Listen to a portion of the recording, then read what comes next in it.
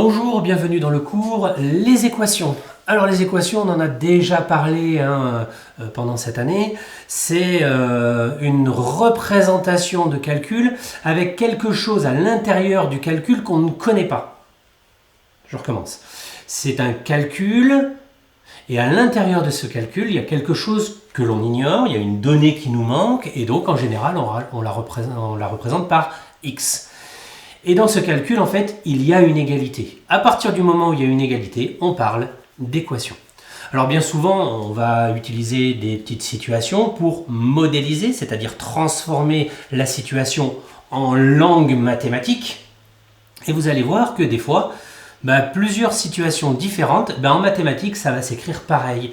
Et donc, du coup, on va retrouver des schémas qui seront un peu toujours les mêmes et qui vont nous permettre de résoudre des équations et de résoudre des problèmes. Alors par exemple, ici, je cherche mon petit point d'interrogation.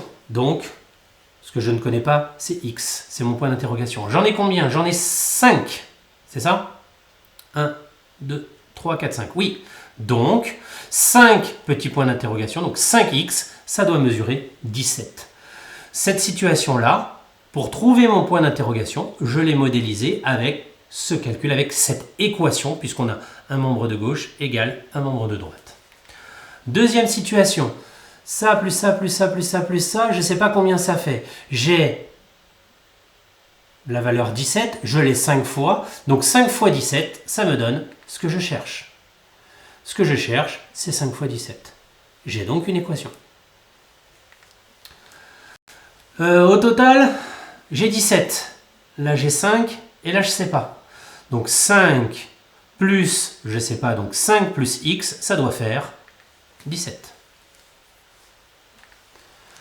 Oula, un peu plus compliqué. Alors, j'ai des petits paquets de 5.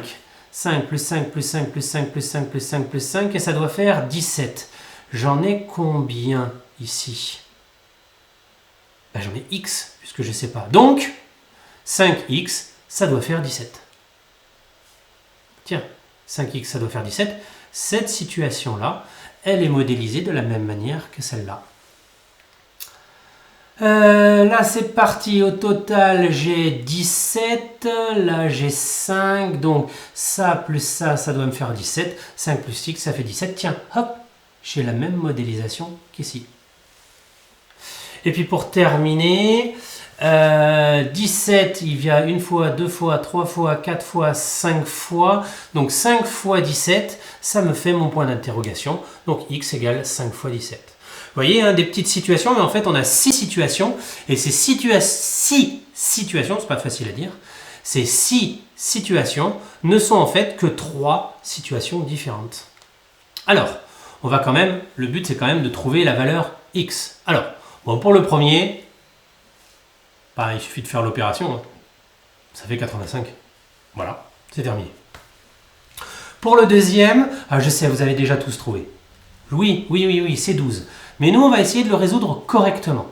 On va se dire que ici, de ce côté-là, j'ai plus 5 en trop. Comment je fais pour enlever un plus 5? Moins 5. Mais pour garder mon égalité, si je le fais d'un côté, il faut que je le fasse de l'autre. Donc je vais écrire ça comme ça. Le moins 5 ici, il va nous permettre de virer le plus 5. Et du coup, x égale 12. C'est exactement ce que vous aviez trouvé. Ici, par exemple, c'est un peu plus compliqué. Mais grâce aux mathématiques, on va pouvoir trouver exactement combien ça fait. Grâce à la même méthode. Qu'est-ce qu'ici n'est pas bon et qu'est-ce qui nous gêne? On a 5x, mais nous, c'est pas 5 fois x qu'on veut, c'est juste x tout court. Donc on a une multiplication par 5. Comment je fais pour virer une multiplication par 5? Je divise. Donc je vais diviser par 5 de ce côté-là et de ce côté-là. Et je vais trouver ici le fois 5 et le divisé par 5 qui s'enlève. Et ici, je vais trouver 3,4.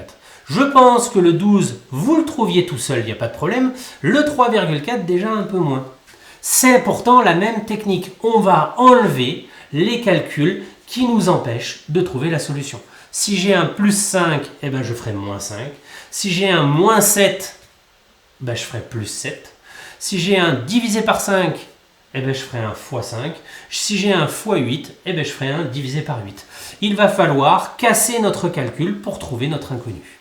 Alors, même si la valeur, elle est facile à trouver, il faudra quand même s'appliquer tout le temps à le rédiger correctement. Alors, ce qui est bien aussi, c'est qu'en fait, on saura si on ajuste.